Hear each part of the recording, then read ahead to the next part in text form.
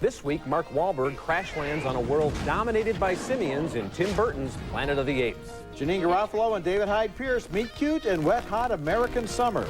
And Francis Ford Coppola unveils his definitive cut of a masterwork, Apocalypse Now Redux.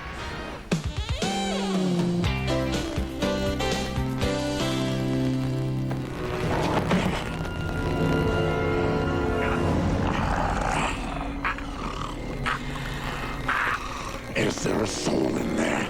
Humans find themselves looking up at monkeys on the evolutionary ladder in Planet of the Apes, and I'm Roger Ebert. And I'm Richard Roeper. Planet of the Apes isn't a remake of the 1968 sci-fi classic. It's an incredible reimagining of the story as filtered through the brilliant mind of director Tim Burton.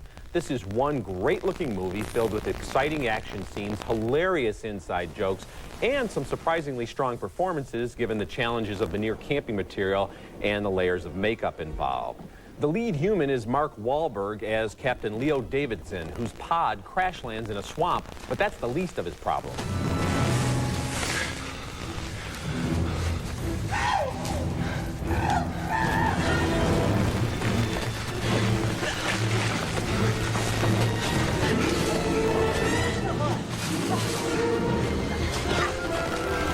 Helena Bonham Carter plays Ari, a human rights activist ape whose father is a senator. The only reason I put up with your nonsense is because of your father. Hey, if you want me to stop, give up your filthy business. Hey, I do the job that nobody else wants. Besides, I don't see any of you bleeding hearts spending all day with these dangerous, dirty, dumb beasts. And that's Paul Giamatti, very funny as a slave trader. Six-time Academy Award-winning makeup artist Rick Baker gives each of the main ape characters a distinctive look, and the actors are uniformly superb in establishing their personalities through all that prosthetic magic. Tim Roth breathes evil life into the character of Thade, a bloodthirsty, human-hating general. Send in the first wave.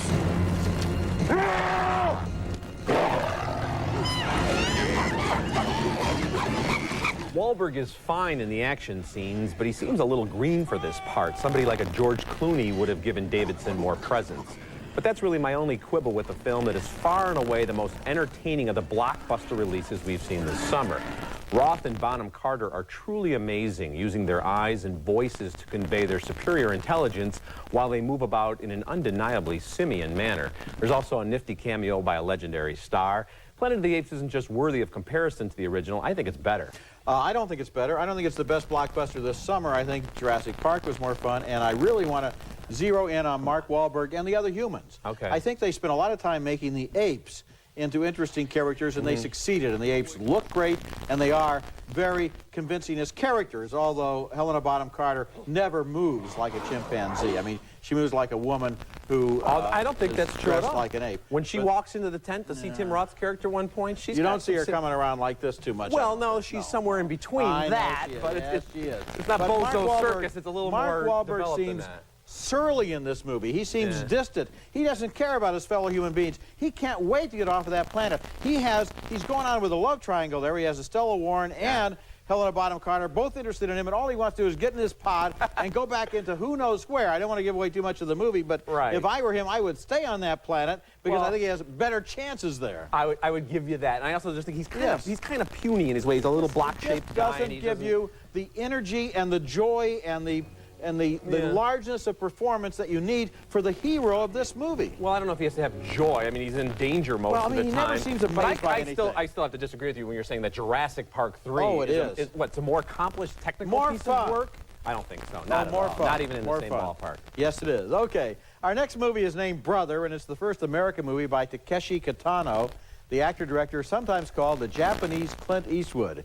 Kitano specializes in hard-boiled, hard-edged crime movies where a quiet build-up coils into a sudden explosion of violence. In this film, he plays a yakuza, or a gangster, who comes to Los Angeles to join his brother, and then he becomes friendly with his brother's partner, played by Omar Epps. Now, one of these 5 strings is attached to the trigger. You get to choose 3. If none of them pull, we'll let you go. Action scenes like this one are an echo of the early westerns made by Clint Eastwood and Sergio Leone. There's kind of a symmetry there because the spaghetti westerns themselves ripped off the samurai movies from Japan. There's an existential simplicity to Kitano's logic here. Pick one. First one. On the left. This one? One of the running gags in the movie involves how much English Kitano does or doesn't understand. You told them you'd let them have the territory. Now, why would you do that for these jobs? Why not? We're gonna massacre them all later anyway.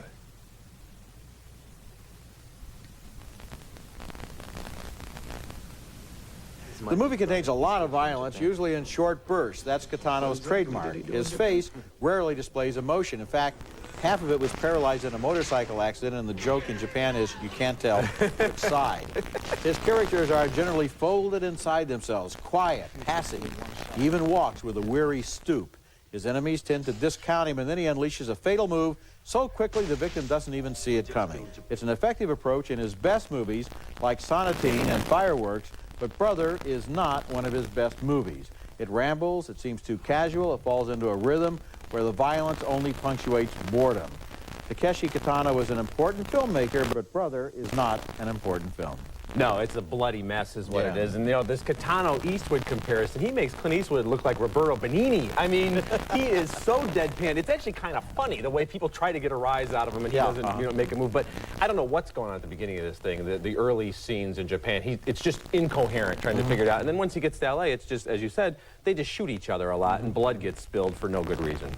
You know, on the other hand, though, he does have a real style as a director and as an actor, and I look forward to his movies. I like his movies, and I like little touches here, like when he finally gets his drug business really going. They have their own private basketball gym. Yeah. And then the Yakuza complains the black guys won't pass him the ball. I mean, that's kind of like... Yeah, there's some funny little It comes down touches. to that in terms of their partnership. But we can't even keep track of all the rival gangs No, and you who's can't. shooting who and You why. cannot. You and cannot. the American characters aren't realized at all. Absolutely so it's not, a poorly no. developed story. You're Okay, right. coming up next, a journey into the heart of darkness in Apocalypse Now Redux.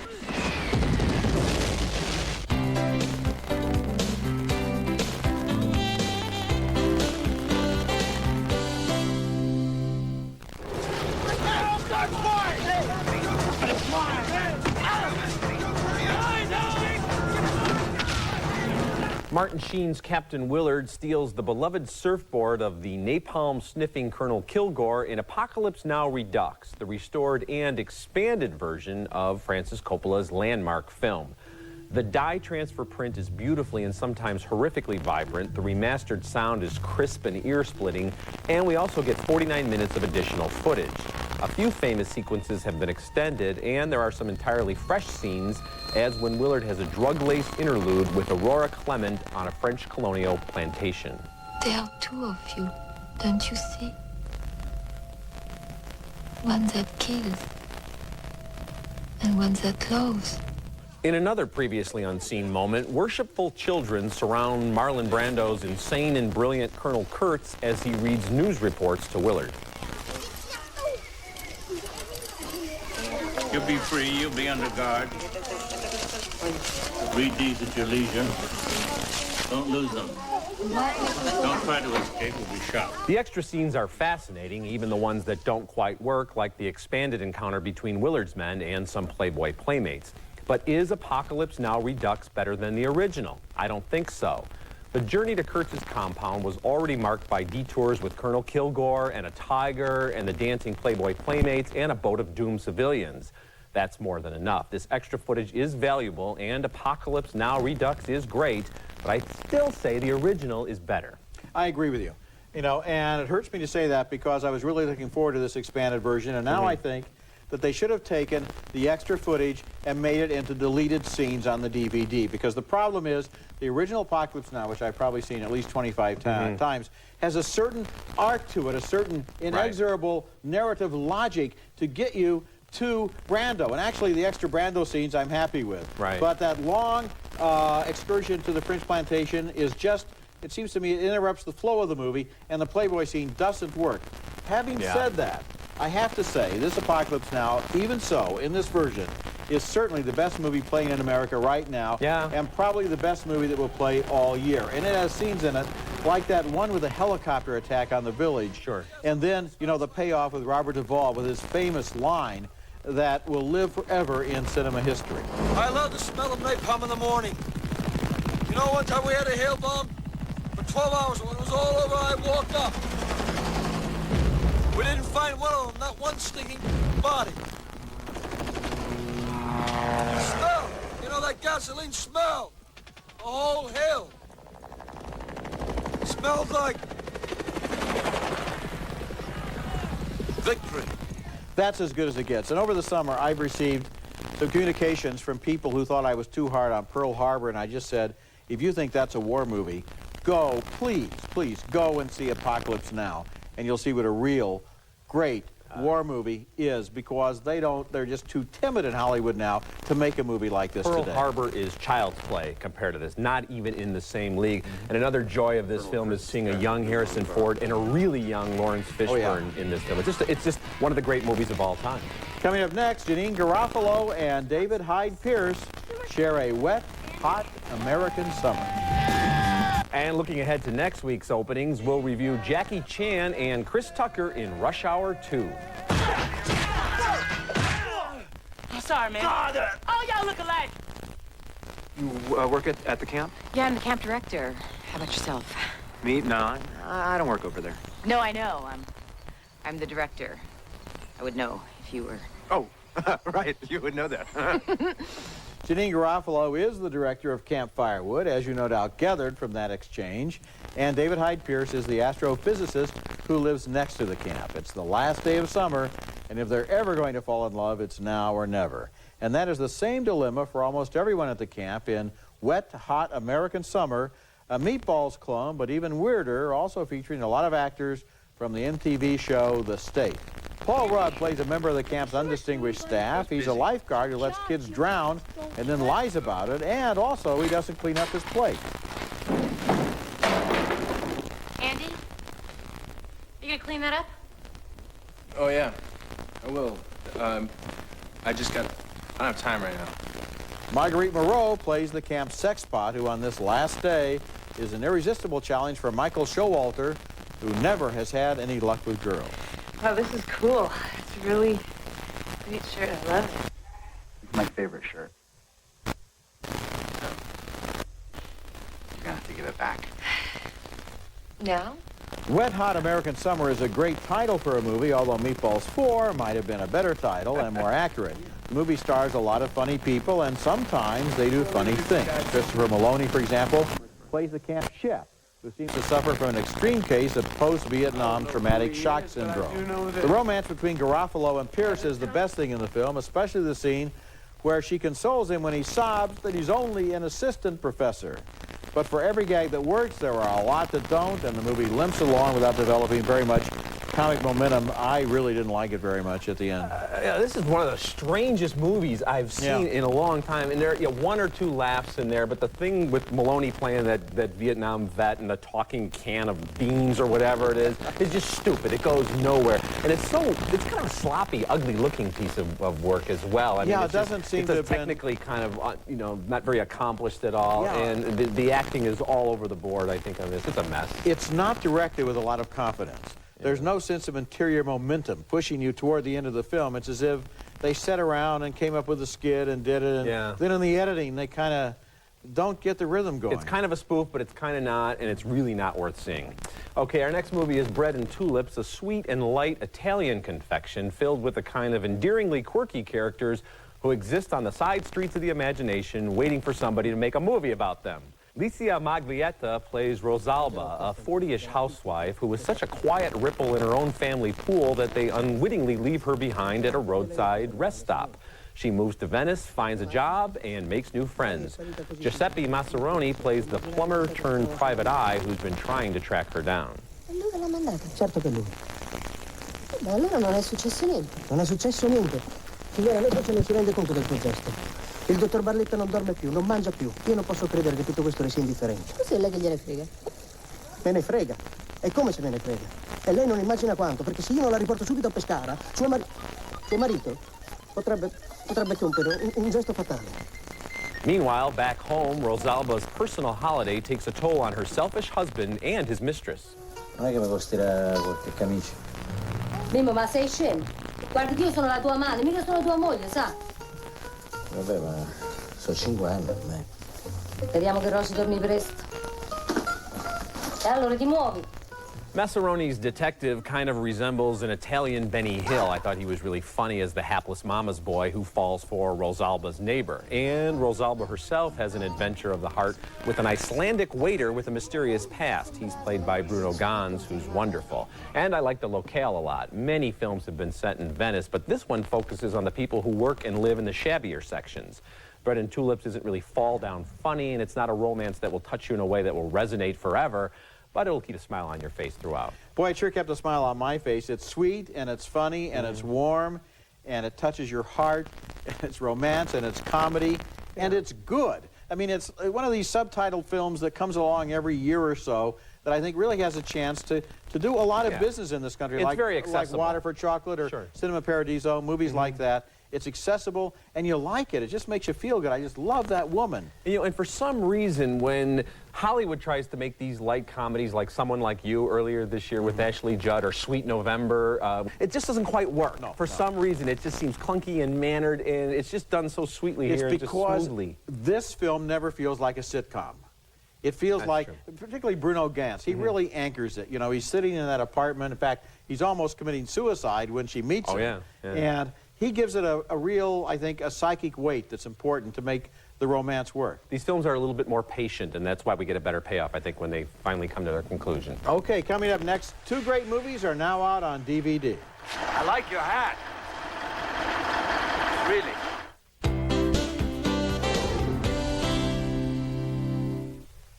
Ebert and Roeper in the Movies Video Spotlight is brought to you by Nestle Raisinets. Try Raisinets in new convenient resealable bags. Garth, it's Heather Locklear. Wayne's World and Wayne's World 2, both worth seeing, arrive in video stores this week, and you won't be able to miss them because they'll have towering stacks right next to the door. But you may have to go a little further inside the store and search through an aisle or two to find two other treasures that are new this week on DVD. My first recommendation in this week's Video Spotlight is Baghdad Cafe, the quirky, delightful 1988 movie about a German woman played by Marianne Sagebrecht who has a fight with her husband in the Mojave Desert. She leaves him and moves into a motel being run by CCH Pounder. Among the guests are Jack Palance as a shipwrecked former Hollywood set painter who lives in a world of his own. In your room, there's a painting. The light in the sky. I painted that.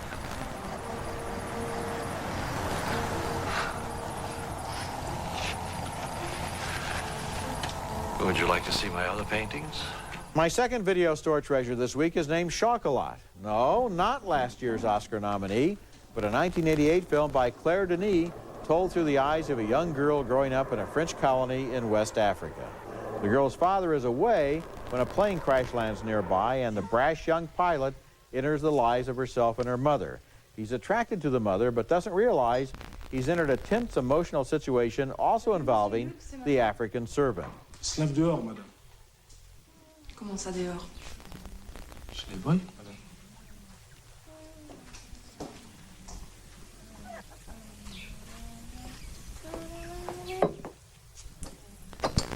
Je le fais, madame.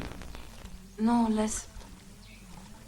Il faudrait changer les draps et brosser les housses des coussins. So, the 1988 Chocolat and Baghdad Cafe, both new on DVD and both unforgettable. Coming up, my parting shot takes aim at the king of cameos.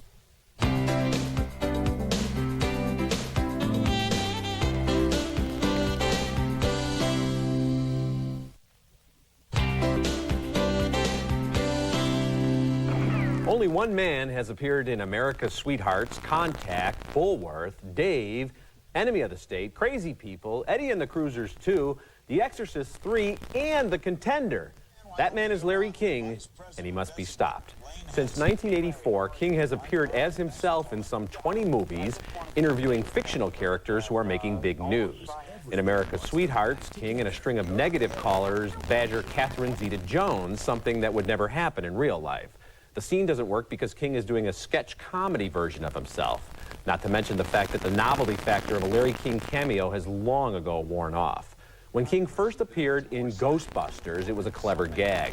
Now it's just an indication that the filmmakers couldn't come up with anything original, and that's my parting shot.